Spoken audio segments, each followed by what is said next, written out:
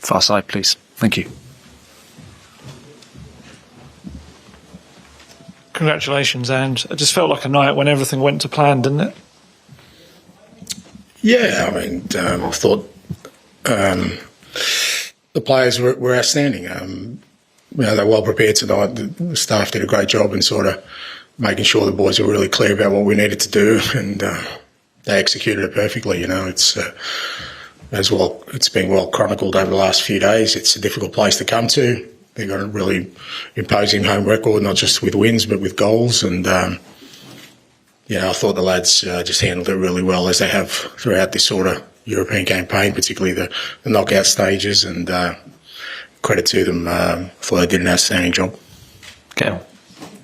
Race players there, but how proud are you after everything you've gone through this season to be leading this side out in a Europa League final?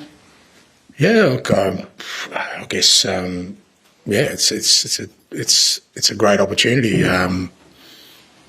It's kind of a fourth year in European football. There are plenty of people who've been in European football for a lot longer than I have that haven't got to a final. So you kind of understand that, it's something that you need to kind of appreciate, and I certainly do that. I haven't really thought a lot about it because obviously the focus is on tonight, but more importantly, just really sort of pleased for the players and the staff, and particularly our supporters. There's a few hundred here tonight who sure will remember this night, and thousands back home who, we've given us some real hope and something to dream about, that we can do something special this year.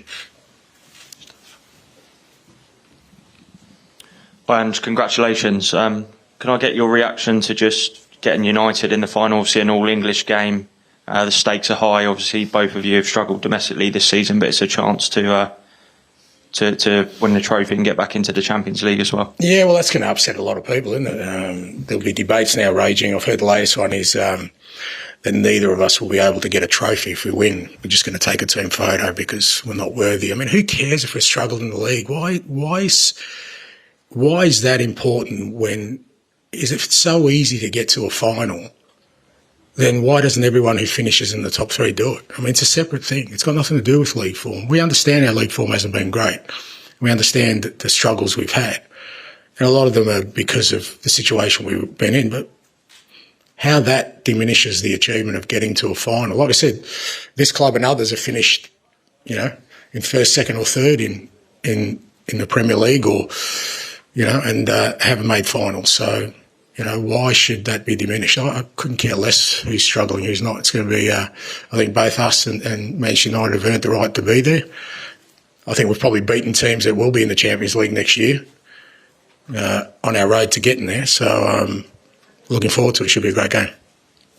Tom. And we know how much you love free-flowing football and attacking teams. But how much satisfaction do you take from tonight, the kind of resilience and organisation, gutsiness? Mate, I love winning. That's all I've done my whole career. People are dismissive of it, that's fine. But I love winning, and I love the way the boys, like I said, clearly understood what we needed to do tonight. The key thing for us is not to allow them to get any sort of rhythm in their game. They like to play at a quick tempo because, they're used to the surface. They take advantage of the opposition being uncertain on it. But I thought our press was just outstanding, and that we never allowed them really to get into our half with any sort of clean possession. And, it's a credit to the boys that they understood what the sort of task was tonight, and then we still had the quality to score the goals we did. Matt? United have constantly said that this competition won't save their season. The managers said it and players have said it. Would it save Tottenham's season? Is it different for Tottenham? Why do I care what Man United think? Why is that relevant to me? So ask the Manchester United manager why he says that. Me, I've said all along that this is important. Now, what does it mean for yours? What does it mean for Tottenham's season then? Well, to be fair, you know better than me. You follow this club probably more than I have. What do you think a trophy would do for this club? Exactly right. So the question answers itself. It's like, it doesn't need me to, but you know what?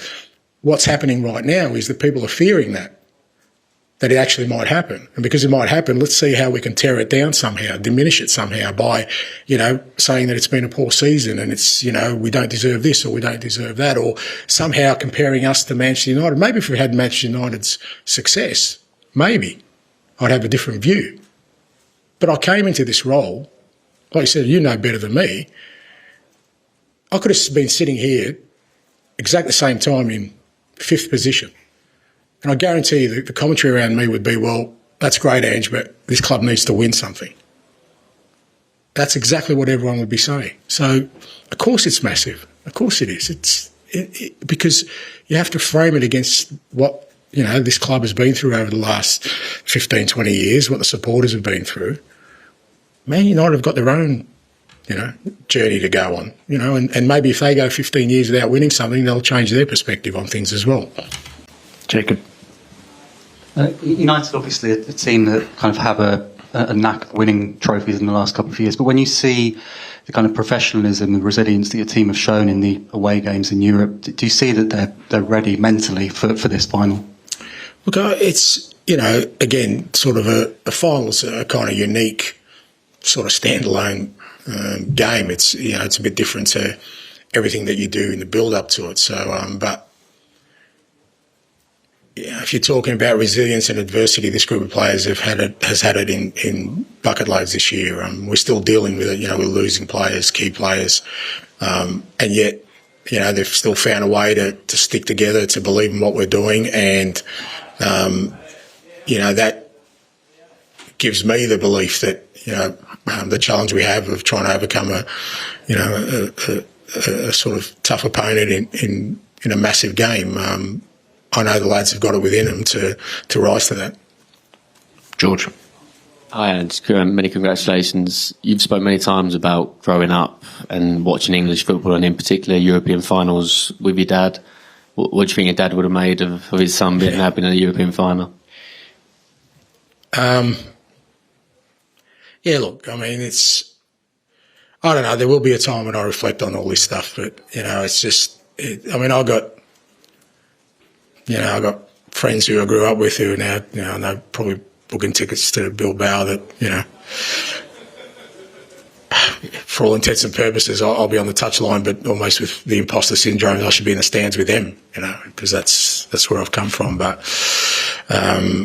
it's my 4th year in European football, and I get the opportunity to lead a team out in a European final. I think that's it's something I will look back on, but I'd rather look back on it fondly with a positive memory on the day.